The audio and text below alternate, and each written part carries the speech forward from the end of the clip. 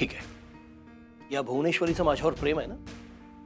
आमच्यामध्ये जे काही झालं तो एक ऍक्सिडेंट होता. माझ्याकडून त्यानंतर काहीही नव्हतं. ती बाई मला आयुष्यात कधीही नको होती, हे सगळं तिला माहिती होतं, प्रत्येक वेळेला. आणि हे माहीत असताना तिच्या महान प्रेमापोटी ती मला सोडून का नाही गेली? माझ्या आयुष्यातून निघून का नाही गेली? अक्षरा, तिनं असं केलं नाही. उलट ती मुद्दाम इथे राहिली, माझ्यावरती सूड उगवत राहिली. ती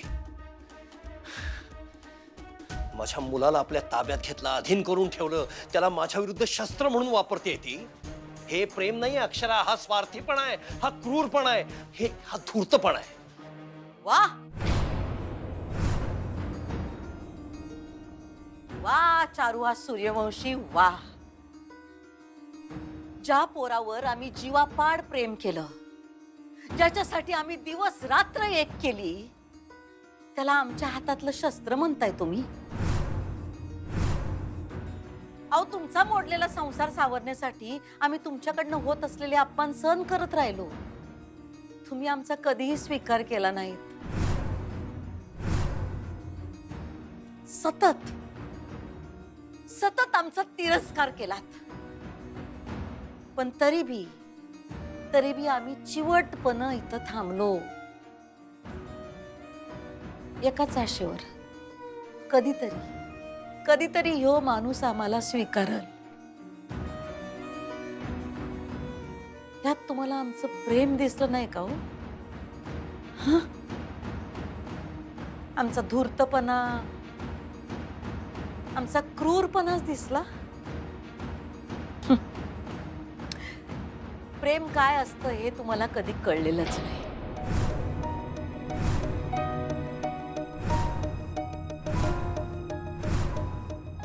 तुम्ही म्हणलात नवं, प्रेमात हे असतं, प्रेमात ते असतं. पण प्रेमात जसा त्याग असतोय तसा राग बी असतोच की हो. जेवढं प्रेम जास्त तेवढा राग बी जास्त. साधं सरळ एकसुरी गाणं नाही हो प्रेम म्हणजे. पण जाऊ द्या, आजवर तुम्हाला कधी कळलं नाही. यापुढं तरी प्रेम म्हणजे काय हे तुम्हाला कळलं अशी आम्ही अपेक्षा कशी ठेवू? हे बघा तुम्ही. ओ मास्तरीन बाई, थांबा. तुम्ही लई शिकलाय, हा? मला सगळ्यातलं सगळं कळतंय. आमच्यापेक्षा पण जास्त कळतंय हो तुम्हाला. पण जरा थंड घ्या. हे जे काही चाललंय का नाही ते आमच्या दोघातलं आहे. तुम्हाला मधी पडायची काही गरज नाही. त्या बायकांच्या समोर आमची बाजू घेतली तेवढी बस. इथं आमची बाजू घ्यायची काही गरज नाही. ह्यो आमचा लढा आहे आणि त्यो आम्हीच लढणार.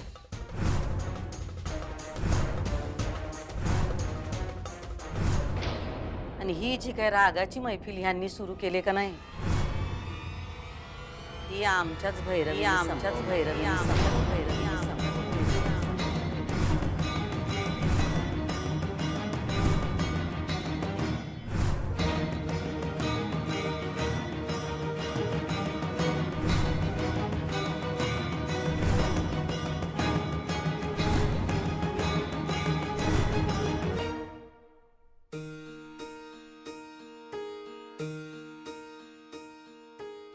नमस्कार सरकार. अरे प्रथमराव, सकाळी सकाळी इकडे कुठे स्वारी? सरकार, लक्ष्मी आणली, ठेवू इथं? नाही नाही, इथं ठेवू नको. लक्ष्मी आहे तर लक्ष्मीच्या हातात द्यायची मर्दा. सरकार, थोरल्या लक्ष्मीकडे की धाकल्या लक्ष्मीकडे? आता कसा गोळा आहे. थोरल्या लक्ष्मीने ही सगळी लक्ष्मी वाढवल्या आणि आमच्या धाकल्या लक्ष्मीला ह्या लक्ष्मीचं काय नाही. लय मोठा गोंधळ आहे. जाऊ दे, तुला कळणार नाही. त्यापेक्षा मीच देतो. आण, तू निघ. बरं, ठेवू? हा.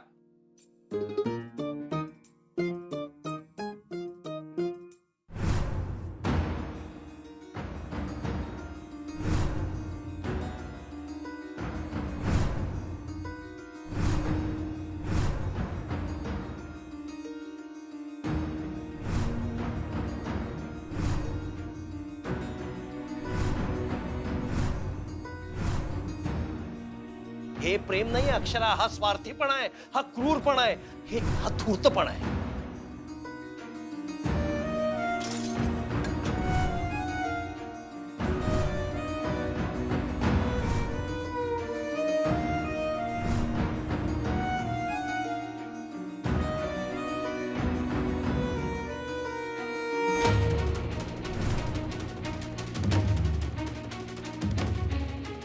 आईसाहेब, हो आईसाहेब, काय हो, काय झालं? हा, काय लावून घेतलं तुम्ही? काय झालं? काय इकडे बसा बरं. काय झालं? काय झालं तुम्हाला सांगा बरं. अगं आई ग, केवढं लागले. काय, कसं काय लावून घेतलं सा तुम्ही आईसाहेब?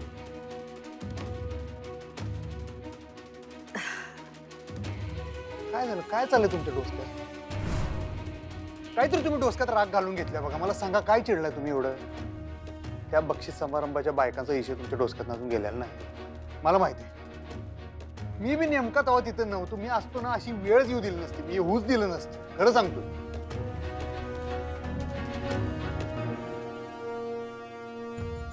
ऐकलंस ना अक्षरा, तिला भैरवी करून मैफिल संपवायची. तिच्या डोक्यात सोडाशिवाय काही नाही अक्षरा. पण बाबा, तुम्ही सुद्धा शब्द जपून वापरायला हवे होते. धूर्तपणा वगैरे कशाला बोललात तुम्ही? अक्षरा, जे खरं आहे तेच बोलणार ना मी. जे माझ्या मनात आहे मी तेच बोलणार. मी का घाबरू तिला? जर ती बाई माझ्या आयुष्यात मला नको आहे तर ती मी नको आहे असंच म्हणणार. मला नाही खोटं बोलता येत. बरोबर आहे बाबा, पण तुमच्या बोलण्यानं जर समोरचा माणूस दुखावला जात असेल तर? आणि जे तुमच्यासाठी खरं आहे ते समोरच्यासाठी खोटंही असू शकतं. दृष्टिकोनातला फरक आहे ना. थोडं समजून घ्या ना बाबा त्यांना. मला माहिती आहे तुमच्यासाठी खूप अवघड आहे, पण प्रयत्न तरी करा. आणि इतकी वर्ष तुम्ही त्यांना झिडकारताय, काय साध्य झालं त्यांनी? अक्षरा, त्या बाईला मी पूर्ण समजून घेतलं इतकी वर्ष, आणि म्हणूनच मी तिला स्वीकारू शकत नाही. आणि मी स्पष्ट सांगतो अक्षरा, मी या बाईला स्वीकारू शकत नाही. ठीक आहे, ठीक आहे, तुम्ही नका स्वीकारू त्यांना, नका स्वीकारू. पण ऍटलिस्ट मोठ्या मनानं माफ तरी करा त्यांना. तो फरक आहे ना तुमच्यात आणि त्यांच्यात.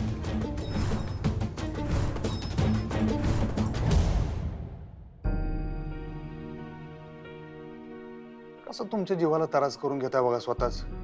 केवढं लावून घेतलंय. एवढा काय राग आला मला सांगा, खरं खरं सांगा. काही नाही हो अधिपती, काही नाही.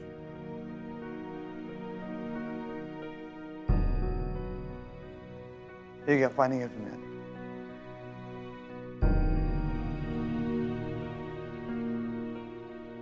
शांतपणे सांगा, काय झालं? तुम्ही सांगितलं नाही तर मला कसं कळणार? मी काय अंतर्यामी आहे काय? तुमच्या मनातलं काय ते मला कसं कळायचं? सांगा की आई साहेब, एवढं कशाला चिडलाय बरं? कुणी त्रास दिला तुम्हाला एवढा? सगळं एकदम समोर आलो. काय? लय पाता यंत्री बाई हाय ती. अहो, जी बाई तिच्या नवऱ्याची होऊ नाही शकली, पोराची होऊ नाही शकली, ती जगाची होणार आहे काय? माझे सासरे जरी त्यांना बायको मानत नसले तरी अधिपतींनी त्यांना आई मानलंय. आम्हाला पैसे दिलत ना त्यांनी, म्हणून आम्ही हे समज बोललो. कुणी दिले होते पैसे? तुमच्या सुनबाई. माझ्या मुलाला आपल्या ताब्यात घेतलं, अधीन करून ठेवलं, त्याला माझ्या विरुद्ध शस्त्र म्हणून वापरते ती. हे प्रेम नाही अक्षरा, हा स्वार्थीपणा आहे, हा क्रूरपणा आहे, हा धूर्तपणा आहे. काय सांगा की काय यानं दिला असेल त्रास? योच देणार, दुसरं कोण? अधिपती थांबा.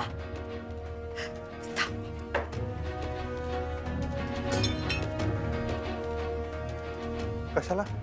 मला तुमचं हेच पटत नाही. एवढी या माणसानं काडीची किंमत दिली नाही आयुष्यभर तुम्हाला, तरी उराशी जपून ठेवायचा तुम्हाला फोटो. कशाला जपून ठेवायचा? कारण यो फोटो आम्हाला सतत आठवण करून देत राहील. कसली?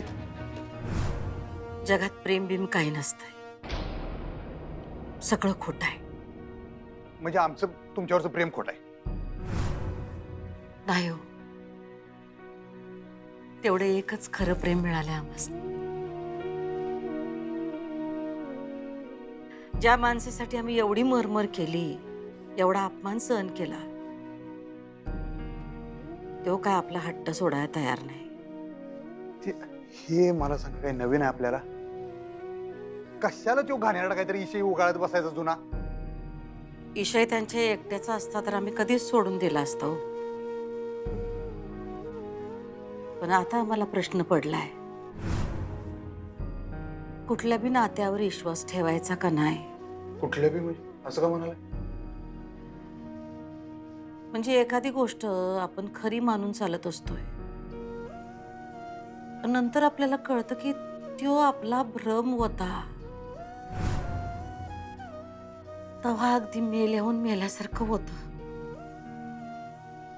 स्वतःचीच लाज वाटते. क्षणभर मला वाटलं होतं की आमचं चुकलं म्हणून. जिथं मनाने विचार करायला पाहिजे होता तिथं आम्ही डोसक्याने विचार केला. काय मला नेमकं कळलं ना तुम्हाला काय म्हणायचं आहे, पण तुम्ही बाकी ते सोडा, ते सगळे विचार तुम्ही बाजूला जरा एवढं ध्यानात ठेवा, मी तुमच्या संग आहे. होय हो, तुम्ही आहे तेवढीच आशा आहे. तेवढ्या एकाच आशेवर तर जगतोय आम्ही. मग मी आहे, तुमची सुनबाई बी आहे आता तर. नाही बघा आई साहेब, तुम्हीच म्हणला का नाही तुमच्यासाठी त्या भांडल्या तिथं त्या कार्यक्रमात एवढं. त्यांचा बी जीव आहे हो तुमच्यावर, लय जीव आहे. त्यांच्या मनात तुमच्याविषयी लय आदर आहे आई साहेब. खरंच तर वाघावानी भांडल्या त्या तिथं तुमच्यासाठी, तुम्हीच म्हणला का नाही. आम्हाला पाठ फडवणार कुणीतरी वेगळंच होतो. आम्हाला पैसे दिलत ना त्यांनी. कुणी दिले होते पैसे? तुमच्या सुनबाई अक्षरा मॅडम. काय झालं, चुकीचं काय बोललो काय मी? सर पाणी द्या, मस्ती पाणी. कशाला कोरड पडली आमच्या.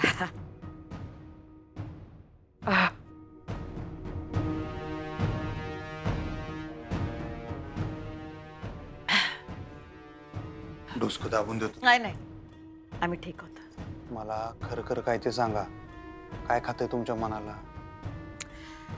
काय नाही हो, कुणी बदलत नसतंय. आपल्यालाही वाटतं की माणसं बदलतात म्हणून, पण तसलं काय बी होत नाही. खऱ्याची दुनिया नाही, हे खोट्याचं जग आहे. खोट्याची सत्ता चालते. हे परत एकदा ध्यानात आलंय आमच्या.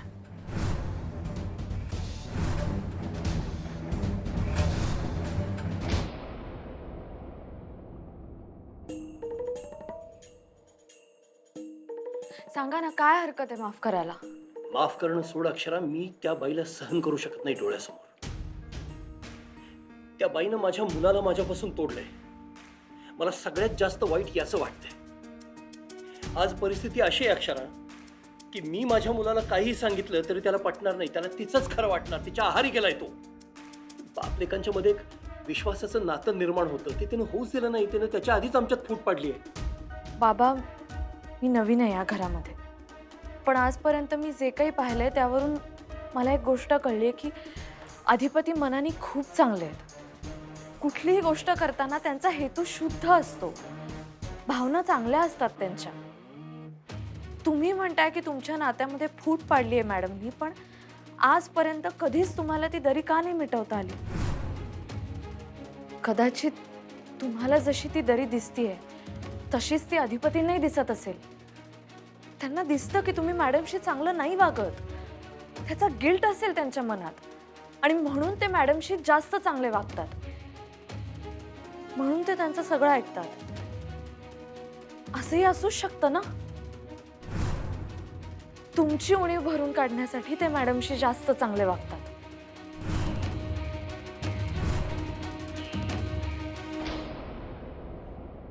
एकटं पडल्यावानी वाटायलंय बघा.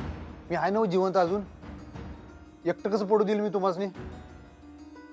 हा, मी आहे, मास्तरीन बाई आहेत. तुम्हीच म्हणला का नाही तुमच्या बाजूने त्या भांडल्या त्या बायकांसंग. मी खरं सांगू, मला का नाही तुम्ही दोघे कवा कवा एवढ्या शेम टू शेम वाटताय का नाही आई साहेब?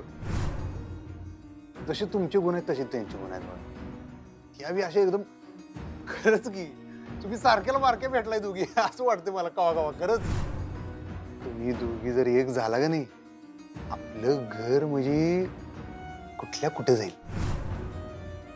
तुम्ही फक्त त्यासनी आपलंसं करा, तुम्हाला पश्चाताप होणार नाही, माझी गॅरंटी. आणि मी तर काय तुमचं आहेच की. आता पश्चातापाची आम्हाला पर्वा नाही. मी बाकी कुणाचं काही सांगणार नाही, पण मी आणि मास्तरीन बाई आयुष्यभर तुमच्या संग आहे. तुम्ही निश्चिंत राहा. अधिपती तुम्ही तुमच्या पुरता शब्द द्या, बाकीच्यांचं काही सांगू नका. असं बोलायला आता कारण आमचा नात्यांवर विश्वास नाही राहिला आता. खरं सांगायलो आम्ही कोणाशी किती बी चांगलं वागलो का नाही तरी सुद्धा कोण कधी आमच्या पाठीत खंजीर खुपसल काय सांगता येत नाही. भीती वाटायला आम्हाला आता नात्यांची. हे आम्ही तुमच्याबद्दल नाही बोलत. पण हे बोलतायच कशाला तुम्ही? आणि आमच्याबद्दल नाही मग कोणाबद्दल बोलताय तुम्ही? ओ आई साहेब, तुम्ही का नाही असा इशे हार्ड करून ठेवू नका. तुम्ही नीट काय ते बोला सबशी. बोलायचं काय आता? आम्ही डायरेक्ट करून दाखवतो. ठीक आहे, तुम्ही करा. तुमच्या मनाला येईल तसं तुम्ही करा. मी फक्त तुम्हाला सांगतो, बाकी काय वाटेल ते झालं तरी आम्ही तुमच्या संग आहे. मी तुम्हाला एवढंच सांगतो, तुमच्या मनात आत्ता जे काय चालू आहे ना ते सगळं बाजूला ठेवा. तुम्ही शांत व्हा बस. आणि जरा हे राहू द्या आता. तुम्ही वेगळं काहीतरी हा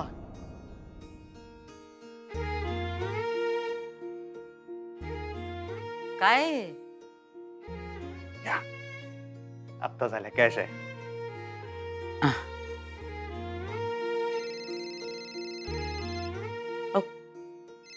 कुणाचा फोन आहे? ए ओंक्या, अहो मग घ्या की, काहीतरी महत्वाचं असेल. काय नाही ओंक्याचा फोन आहे, मी करतो त्याला नंतर. नाही घ्या, तुम्ही घ्या, फोन घ्या. पण तुम्ही जरा शांतवाणी बसा आता.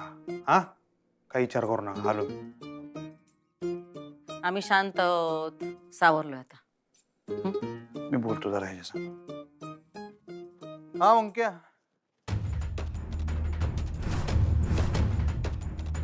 बाबा तुमच्याशी बोलता बोलता एक कोडं सुटलंय मला. कसलं कोड? तुम्ही मॅडमशी नीट वागत नाही त्याची अधिपती भरपाई करायला बघतात. आणि त्या नादात ते इतकी भरपाई करतात की आता त्यांच्यासाठी मॅडम फक्त आई राहिलेल्या नाही आहेत, त्यांनी देवत्व बहाल केलंय त्यांना. आणि एकदा देवत्व बहाल केल्यावर मग मॅडमच्या चुका दिसणं अशक्यच आहे. तुम्ही त्यांना झिडकारता ना म्हणून अधिपती त्यांच्याशी इतकं चांगलं वागतात. आणि अधिपती काही मूर्ख नाही आहेत, ते हुशार आहेत, शिकलेले नसले तरीही. तुम्ही मॅडमशी असे वागता म्हणून अधिपती त्यांचं सुरक्षा कवच बनलेत. मॅडमना वाईट वाटू नये, त्यांना या घरात आपलंसं वाटावं म्हणून ते मॅडमशी इतकं चांगलं वागतात. म्हणजे अधिपतींनी मॅडमच्या इतकं आहारी जाण्याचं कारण कदाचित तुम्ही आहात. कारण ही सगळी तुमच्या वाईट वागण्याची रिॲक्शन आहे. मॅडमच्या सगळ्या चुका अधिपतींनी पोटात घालण्याचं कारण जे मला इतके दिवस कळत नव्हतं ते आता अचानक कळलंय बाबा. ह्याला तुम्ही कारणीभूत आहात. बाबा ऐका माझं प्लीज. तुम्ही मॅडमसाठी नाही पण किमान तुमच्या मुलासाठी, अधिपतींसाठी तरी त्यांच्याशी चांगलं वागा. त्यांना मान द्या. एक स्त्री म्हणून त्यांना रिस्पेक्ट द्या. आणि तुमच्यामध्ये काही घडलेलं असू दे पण एक माणूस म्हणून त्यांच्याकडे बघा. आणि प्लीज हे अधिपतींनाही जाणवू देत बाबा. मग तुम्ही बघा, कदाचित भुवनेश्वरी मॅडम पण बदलतील आणि अधिपतींचं आणि तुमचं नातंही सुधारेल. अधिपती पण तुमच्याशी नॉर्मल वागतील. तुमच्या नात्याचं जे चाक इतकी वर्ष असं रुतून बसलंय ना ते अचानक फिरायला लागेल. आपण हे करून बघू बाबा. कदाचित ह्यामुळे घरातलं वातावरण बदलेल. खरंच बाबा प्लीज तुम्ही माझा ऐका, माझ्यावर विश्वास ठेवा. हा म्हणजे तू म्हणतेस तर हे करून बघायला हरकत नाही अक्षरा. पण यानंतर सुद्धा जे आपल्याला अपेक्षित आहे तेच होईल याची काय शाश्वती? पण ते होणारच नाही असं तरी कशावरून म्हणताय तुम्ही? एक संधी देऊन बघू ना प्लीज बाबा. मी म्हणते म्हणून तरी करा. ठीक आहे मी प्रयत्न करेन अक्षरा. अगदी मनापासून कराल ना?